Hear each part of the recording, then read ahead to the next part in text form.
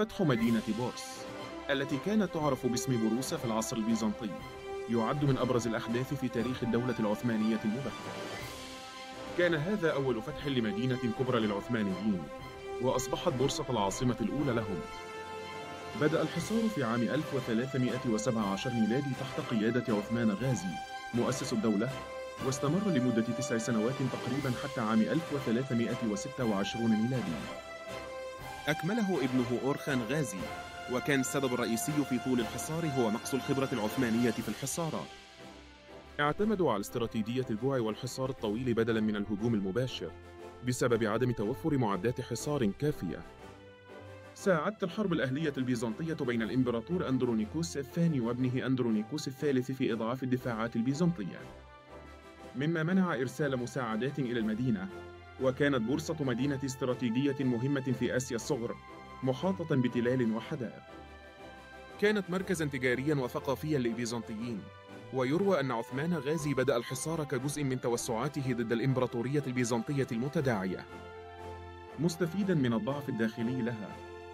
توفي عثمان قبل الفتح بقليل، ودفن في بورصة بعد الفتح، مما جعل المدينة رمزاً للعثمانيين. في عام 1317 ميلادي أمر عثمان غازي بمحاصرة المدينة، محاصراً طرق الإمدادات. كان العثمانيون يفتقرون إلى الخبرة، فاعتمدوا على قطع الطرق التجارية السرية ومنع الإمدادات، مما أدى إلى جوع السكان تدريجياً. لم يكن هناك هجوم مباشر، بل حصار طويل لإضعاف المدافعين.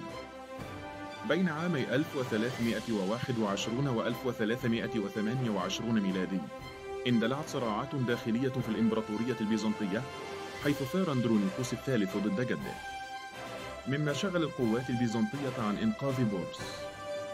هذا الضعف كان عاملاً حاسماً، حيث لم تتمكن قسطنطينية من إرسال تعزيزات فعالة.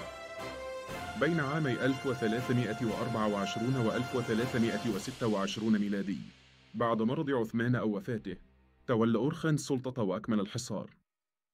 في عام 1326 ميلادي، مع تفاقم الجوع داخل المدينة، عرض أورخان الاستسلام السلمي مقابل ضمان سلامة السكان. في 6 من أبريل لسنة 1326 ميلادي، استسلمت المدينة بعد حصار دام 9 سنوات دون تدمير كبير.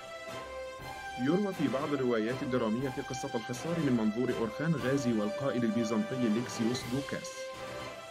في ربيع 1326 ميلادي، مع هطول الأمطار الغزيرة، كانت المدينة على وشك الانهيار.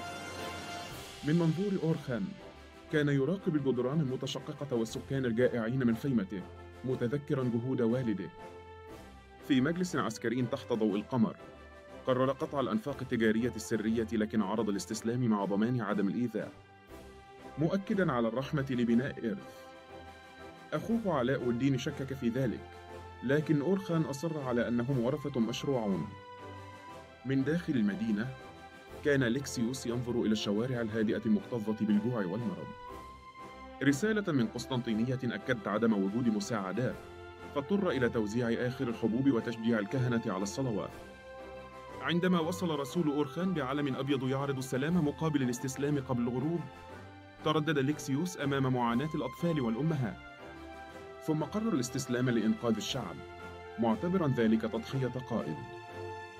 فتحت الأبواب مساءً، ودخل العثمانيون بهدوء دون نهب، مصحوبين بإمام وكهنة لضمان عدم مس الكنائس. في الساحة، واجه ليكسيوس أورخان، مشيداً بسلام الغازي غير المتوقع. رد أورخان بأن القتال كان للإرث لا للانتقام، وأن العظمة في البناء لا في الفتح. تحول ليكسيوس إلى كاتب، مسجلاً أنه اكتسب حكمة من الهزيمة. بعد الفتح، أصبحت بورصة العاصمة الأولى للعثمانيين حتى عام 1366 ميلادي، عندما انتقلت إلى أدرن. طور أورخان المدينة ببناء المساجد والحمامات والمدارس والخانات، مما جعلها مركزاً حضارياً.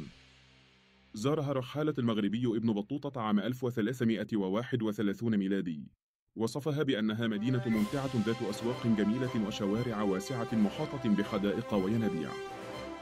أدى الفتح إلى توسعات أخرى مثل فتح إزنيك ونيقوميديا، وفتح أبواب أوروبا للعثمانيين عبر مضيق الدردنيل عام 1354 ميلادي. يعد فتح بورصة بداية تحول الإمارة العثمانية إلى إمبراطورية، مع إنشاء جيش منتظم واقتصاد مستقل.